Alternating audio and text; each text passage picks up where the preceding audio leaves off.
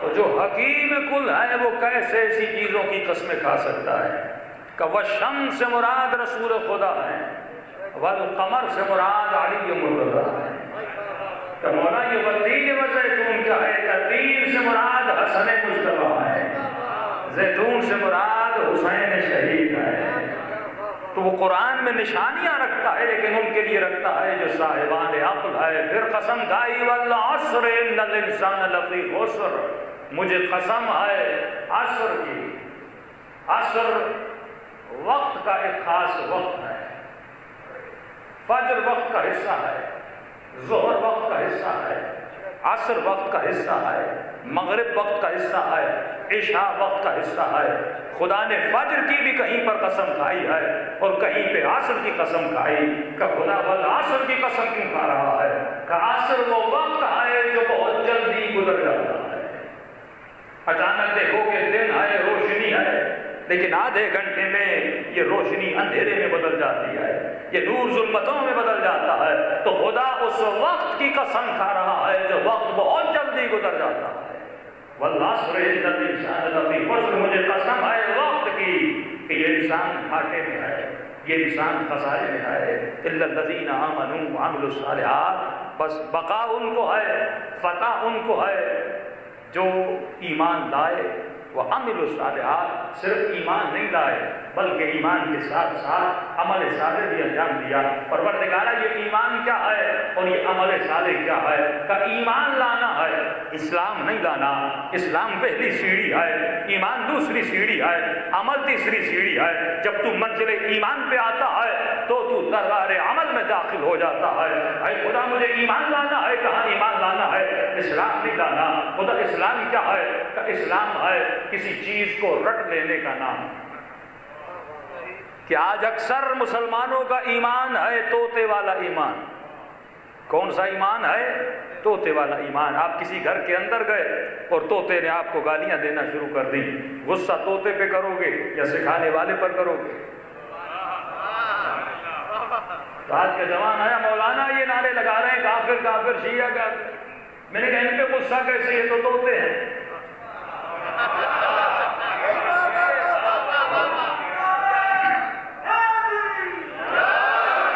ابھی لگانے تو یہ تو طوطے ہیں، غصہ تو اس پہ کیا جاتا ہے جو اسے سکھاتا ہے۔ اگر عقل ہوتی تو مسلمان کو کافر نہ کہتا۔ یہ بے عقلی کی نشانی ہے۔ جب معاشرہ جہالت کی طرف جاتا ہے تو اللہ نے عقل دی ہے، لیکن عقل کو چھوڑ کے وہ طوطا بن جاتا ہے۔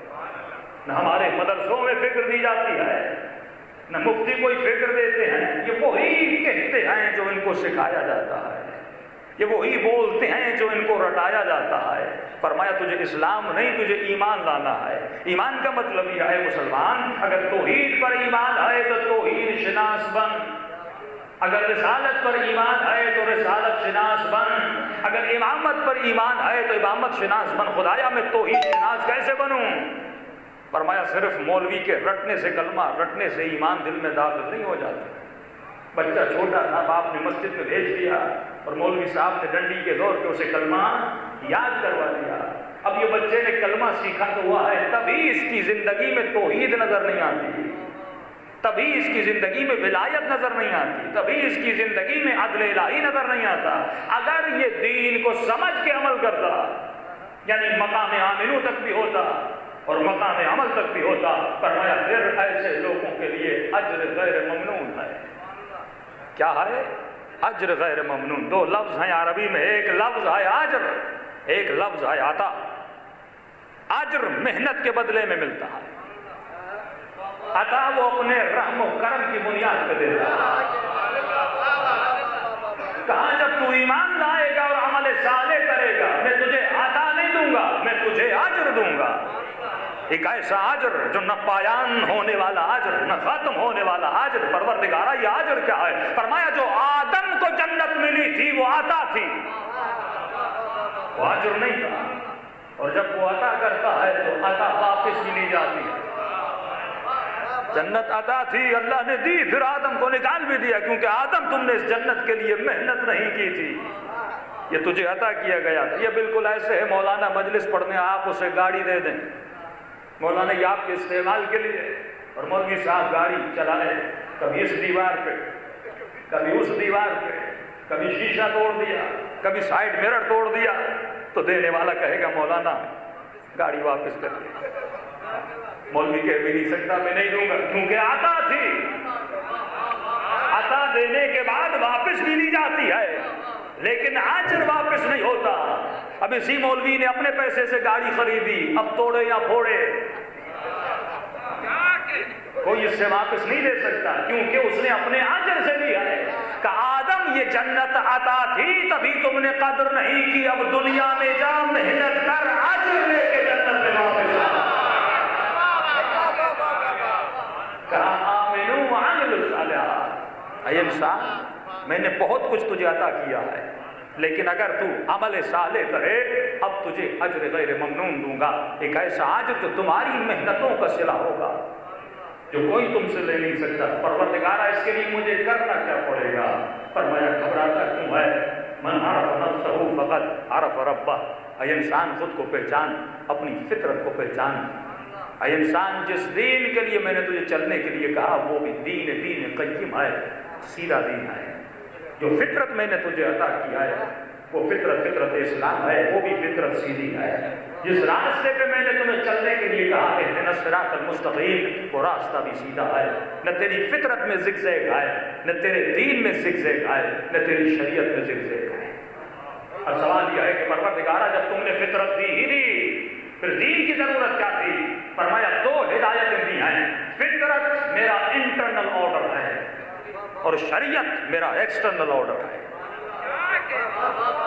فطرت کو میں نے تمہارے وجود کے اندر رکھا، یہ تمہارے لیے انٹرنل آرڈر ہے، اور شریعت ایکسٹرنل آرڈر ہے. فطرت بھی سیدھی ہے نہ بدلنے والی، شریعت بھی سیدھی ہے نہ بدلنے والی. اللہ کی سنت بھی نہیں بدلتی، شریعت بھی نہیں بدلتی، فطرت بھی نہیں بدلتی. اے انسان یہ شریعت و فطرت دونوں ساتھ ساتھ چلتی ہے. اور یاد رکھنا فطرت کو شریعت سے دور نہ کرنا، شریعت کو فطرت سے دور نہ کرنا. اگر تو شریعت سے دور ہو گیا تو تمہاری فطرت مست ہو جائے گی. یہ شریعت فطرت کو بچاتی ہے. پروردگارا جب فطرت سیدھی ہے تو مجھے شریعت کی ضرورت کیا ہے؟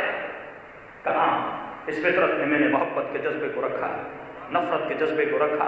جب تو دنیا میں آیا تو ماں کے دل میں تیری محبت چلی گئی، تیرے دل میں ماں کی محبت چلی گئی. اس فطرت میں مختلف جذبات تھے، یہ جذبات ابھرتے رہے. اس میں محبت کا جذبہ بھی ہے، اس میں نفرت کا جذبہ بھی ہے. لیکن جب یہ جذبات خواہشات کی سرحدوں کو کراس کرنے لگتے ہیں تو شریعت اس کی سرحدوں کو آ کر روک لیتی ہے.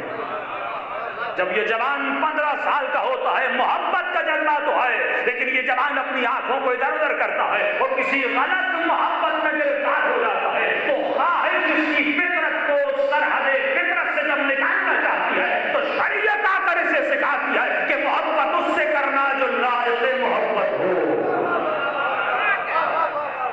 کسی غیر سے محبت نہ کرنا، محبت اس سے کرنا جو قابل عزت ہو، محبت اس سے کرنا جو قابل وفا ہو، محبت اس سے کرنا جو قابل وفا ہو. کسی نے کسی نے پوچھا کہ مولانا کسی خاتون سے محبت ہو گئی ہے، عشق ہو گیا ہے.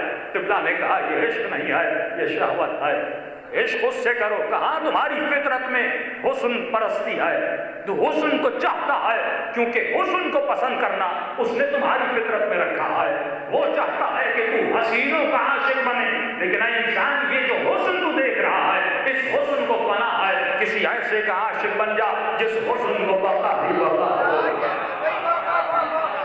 کسی ایسے کا عاشق بن جسے بقا ہو. تو کس کا عاشق بنے گا؟ کسی خوبصورت چہرے کا عاشق بنے گا، اسے بھی فنا ہے.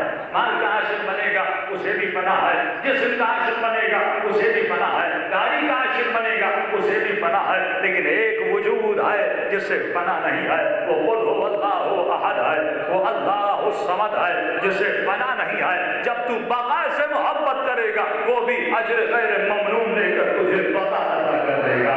صلوات علی محمد.